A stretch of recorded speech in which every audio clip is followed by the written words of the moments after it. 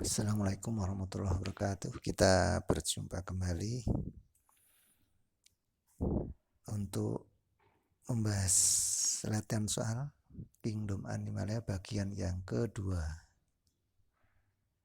Jadi ini lanjutan dari yang kemarin karena memang materinya cukup banyak sehingga soalnya juga cukup banyak. Baik, kita langsung saja mulai membahas. Kita mulai soal yang pertama.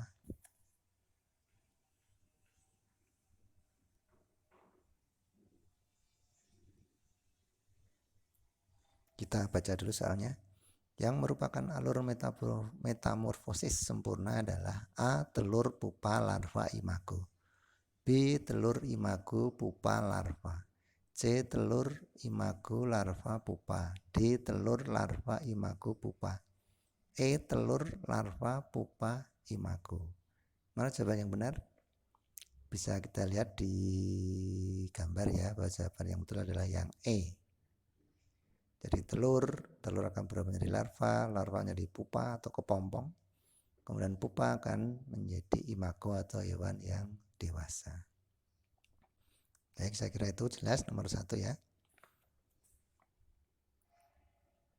Kita lanjutkan soal nomor 2. Kita baca dulu. Yang memiliki metamorfosis sempurna adalah ini hewan-hewannya ya. A. Lebah dan belalang, B. Kupu-kupu dan jangkrik, C. Lebah dan jangkrik, D. Kupu-kupu dan lebah, E. Belalang dan kupu-kupu. Jadi serangga itu memiliki dua jenis metamorfosis, yaitu metamorfosis sempurna dan yang satu jenis lagi metamorfosis tidak sempurna. Kalau yang sempurna tadi di soal nomor 1 sudah disebutkan, jadi urutannya itu ada telur, larva, pupa, dan imago. Kalau yang tidak sempurna maka hanya ada telur, larva, imago. Jadi tidak ada fase pupa atau kepompongnya, itu tidak ada. Itu ya perbedaan metamorfosis sempurna dan tidak sempurna. Nah, ini hewannya mana yang kira-kira memiliki tipe metamorfosis sempurna? Jawaban yang betul adalah yang D, yaitu kupu-kupu dan lebah. Itu memiliki jenis metamorfosis yang sempurna.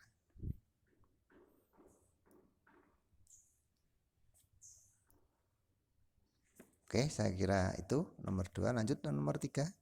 Kita baca dulu. Laba-laba memiliki alat sengat yang disebut A. Chelicera, B. Ostium, C. Faring, D. Antena, E. Pedipalpus. Yang mana kira-kira? Kita lihat gambarnya.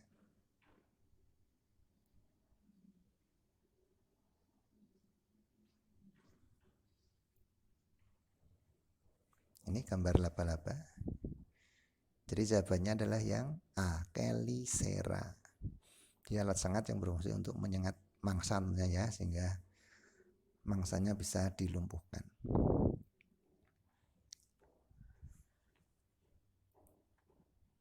Baik, lanjut soal nomor 4. Tipe mulut nyamuk adalah A. Menggigit, B. Mengunyah, C. Menjilat, D. Menusuk, E. Menusuk dan menggigit. Jadi serangga itu memiliki beberapa jenis tipe mulut yang disebut itu ya, yang menggigit, mengunyah, menjilat, dan menusuk. Sedangkan nyamuk sendiri itu memiliki tipe mulut yaitu menusuk. Jadi tidak menggigit ya. Jadi sebetulnya tidak ada istilah digigit nyamuk. Yang betul itu sebenarnya ditusuk nyamuk. Tetapi memang ya tentu tidak ada kok disebut di keseharian kita kok ditusuk nyamuk, tidak ada. Jadi tapi sebetulnya tipe mulutnya itu adalah menusuk. Oke, itu nomor 4. Lanjut nomor 5.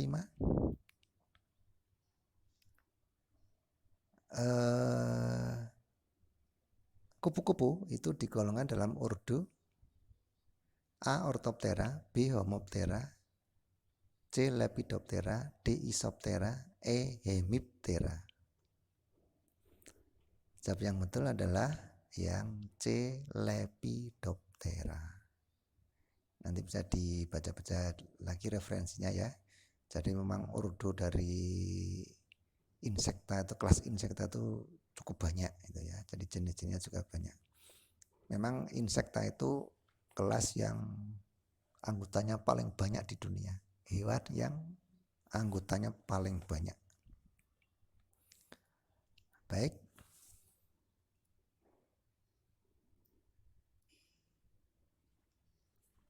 Lanjut nomor 6. Gambar di atas adalah salah satu contoh spesies dari kelas A. Hechinoida, B. Asteroida, kemudian C. Ophiuroida, D. Holoturoida, dan E. Crinoida. Mana jawab yang betul? Dan yang betul adalah asteroida. Ini filum Echinodermata ya. Jadi anggota filum Echinodermata itu dibagi menjadi beberapa kelas. Nah, dari soal ini itu adalah gambar bintang laut, itu dari kelas asteroida. Aster itu bintang. Nah, jadi untuk mengingat-ingat, aster itu bintang. Jadi bintang laut itu termasuk dari kelas asteroida. Gitu.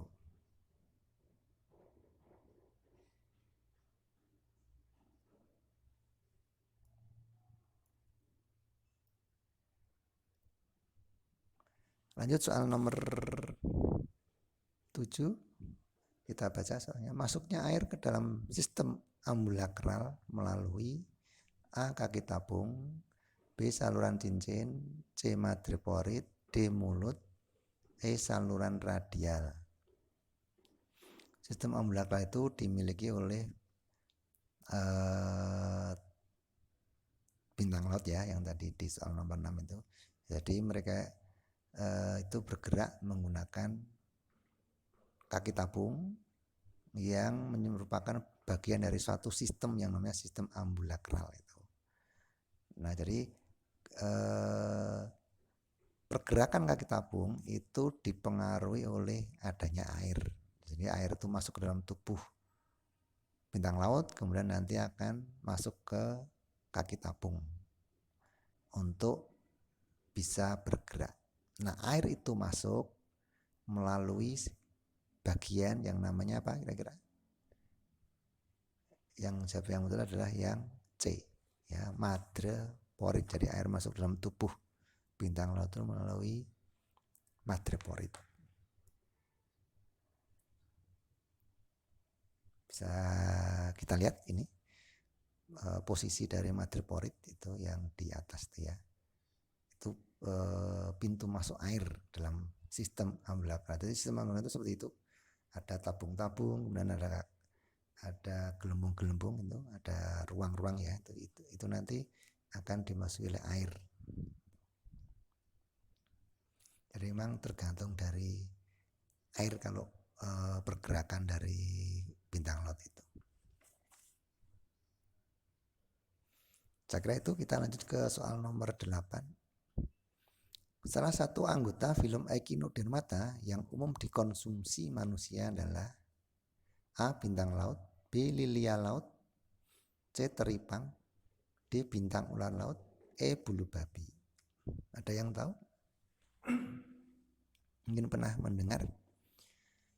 Ya, jawabannya adalah yang C. Teripang, atau dikenal dengan nama lain mentimun laut itu ya.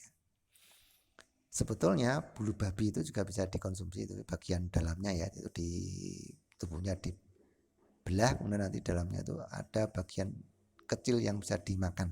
Tapi memang yang lebih umum itu adalah yang C, teripang gitu ya, itu lebih lazim lah dimakan itu.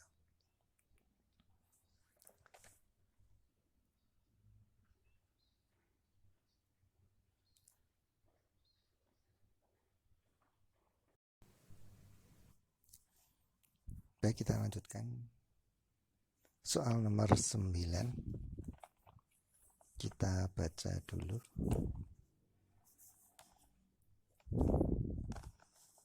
Gambar di atas adalah salah satu contoh spesies dari kelas A. Asteroida, B. Echinoida, C. Ophiuroida, D. Holoturoida, E. Crinoida.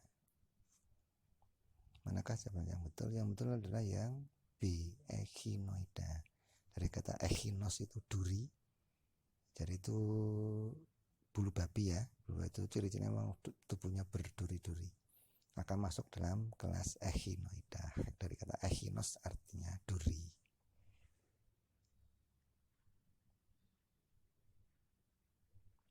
Lanjut soal nomor 10. Kaki tabung bintang laut berfungsi untuk A. alat bergerak dan melakukan perkawinan, B. bergerak dan memegang mangsa, C. mengisi tubuh dengan air, D. berenang dan berjalan, E. berenang di laut. Yang betul yang mana? Yang betul yang B. bergerak dan memegang mangsa. Itu jawabannya. Jadi karena kaki tabung itu untuk berjalan ya, berjalan, berpindah tempat. Jadi jawabannya yang B. bergerak dan memegang mangsa. Kita lihat gambarnya ini gambarnya. Kaki tabung itu seperti yang terlihat ya.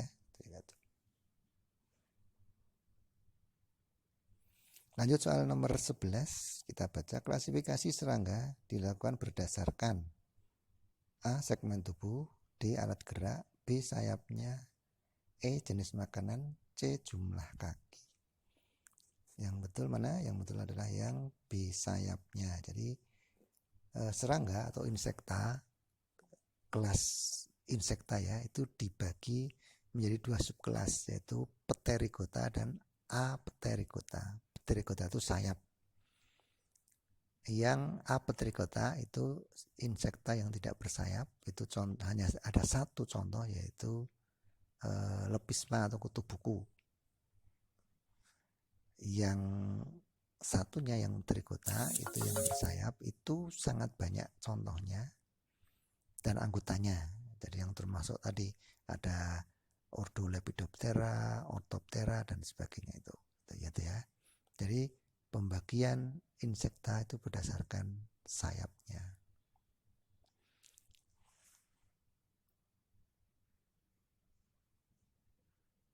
Lanjut ke soal nomor 12. Lalat dan nyamuk digolongkan Diptera karena, jadi ini ordo Diptera ya, karena A. memiliki 2 sayap, B. metamorfosis sempurna, C. memiliki 6 kaki, D. memiliki 4 sayap, E. sama-sama merugikan manusia. Mana yang betul? Yang betul adalah yang A. memiliki 2 sayap. Dip itu 2 ya, D itu 2, Ptera itu ya sayap. Makanya tadi ada pteri itu sayap. Ya, jadi sekali lagi dasar pembagian insekta itu mengacu ke sayap, baik jumlah maupun struktur sayapnya ya.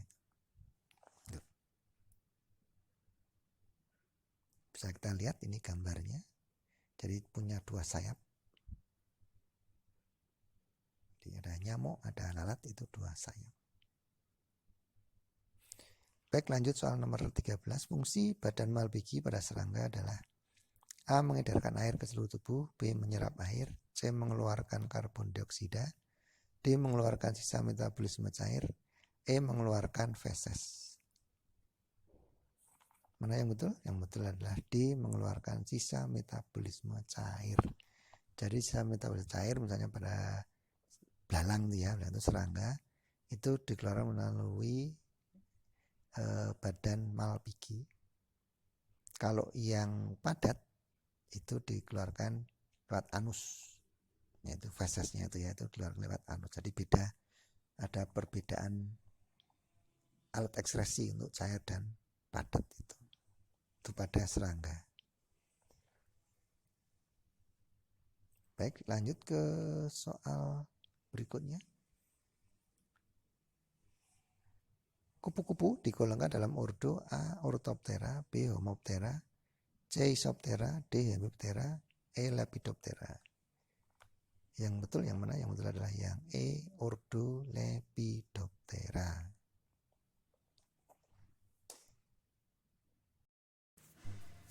Baik, kita lanjutkan soal nomor 15. Kita baca, perhatikan ciri-ciri hewan sebagai berikut. 1. Kepala dan dada menjadi 1. 2. Mempunyai perut abdomen. atau abdomen ya, perut atau abdomen. 3. Jumlah kaki yaitu 4 pasang. Berdasarkan ciri tersebut, maka hewan ini termasuk A. Insekta, B. Myriapoda, C. Krustase, D. Dekapoda, E. Arachnida. Mana yang betul? Yang betul adalah yang E. Arachnida. Contohnya adalah laba-laba. Jadi mempunyai 4 pasang kaki. Kalau insekta itu 3 pasang kaki. Myriapoda itu banyak kaki ya. Itu tadi Diplopoda, Silopoda termasuk Myriapoda. Krustase itu 4 pasang kaki. D. Dekapoda itu, deka itu 10. Itu punya 10 kaki. Contohnya kepiting gitu ya. Itu saya lihat gambarnya itu, insekta contohnya belalang. Contohnya belalang, kemudian krustase itu udang itu. Nah, laba-laba itu jumlah kakinya ada 4. Laba-laba termasuk arachnida. Lanjut soal nomor 16, perbedaan utama antara kelabang Chilopoda dengan kaki seribu Diplopoda yaitu A. Simetri tubuh, B. Jumlah kaki tiap segmen, C. Kepala mempunyai antena, torak tidak tampak, E. Tubuh beras-beras. Mana yang melakukan perbedaan dari kelabang dan kaki seribu? Yang betul adalah jumlah kaki tiap segmen. Simetri tubuhnya sama, kepala punya antena sama, torak tidak tampak juga sama, tubuh beras-beras juga sama. Jadi yang membedakan itu adalah jumlah kaki tiap segmen. Kaki seribu itu jumlah kakinya ada 2 pasang, kalau yang kelabang itu 1 pasang. Kita lihat ini bentuknya seperti ini, ada kelabang dan kaki seribu. Baik, lanjut soal nomor 17. Hewan vertebrata dikenal karena semuanya A. tinggal di darat, B. berdarah panas, C. bernapas menggunakan paru-paru, D. menyusui anaknya, E. mempunyai tulang belakang. Yang mana jawabannya? Vertebrata itu berasal dari kata vertebra yang artinya tulang belakang. Jadi jawabannya adalah yang E. mempunyai tulang belakang. Lalu soal 18, ciri-ciri dari kelas Osteichthyes yaitu hidup di darat, B. bertulang sejati atau keras, C. gigi bisa berganti secara teratur, D. bertulang rawan atau lunak, E. sel telur beramnion. Ikan itu bisa dibagi jadi 2 kelas ya, kelas atau Pisces itu jadi kelas Osteichthyes dan Chondrichthyes. Osteichthyes itu bertulang sejati, Chondrichthyes bertulang rawan. Jadi jawabannya adalah yang B. Osteichthyes itu adalah bertulang sejati. Kebanyakan ikan itu bertulang sejati. Ada gurame, nila, dan lain-lain lah. Kalau yang bertulang rawan itu misalnya hiu dan ikan pari itu bertulang rawan. Lanjut nomor 19, berikut ini merupakan ciri-ciri organisme vertebrata. 1. Fertilisasi internal, 2. Alat gerak berupa sayap, 3. Jantung beruang 4 mempunyai sepasang ovarium, 5. Tubuh ditutupi bulu, 6. Bertelur. Berdasarkan ciri di atas, yang hanya dimiliki oleh Aves yaitu nomor A 1 dan 2, B 3 dan 5, C 2 dan 3, D 4 dan 6, E 2 dan 5. Mana yang betul? Yang betul adalah yang B, nomor 3 dan 5.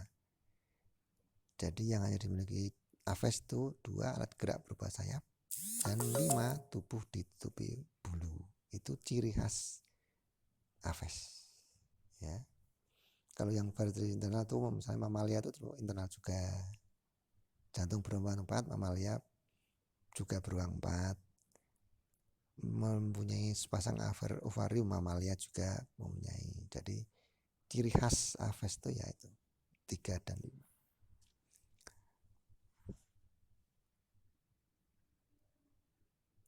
Kita lanjut soal yang nomor 20, soal yang terakhir. Ciri khas serangga atau insekta adalah A. kakinya 6, B. bertelur, C. memiliki 2 anten, D. bermata faset, E. bersayap. Mana yang betul? Yang betul adalah yang A. Kakinya 6. Jadi ciri khas insekta itu memang kakinya berjumlah 6 atau 3 pasang. Nah kalau yang ciri yang lain tuh bisa jadi tidak insekta pun punya ciri tersebut, misalnya bertelur, memiliki 2 antena, bermata faset, bersayap, itu tidak insekta pun sayap punya ciri-ciri tersebut. Jadi yang betul sekali lagi yang A kakinya 6.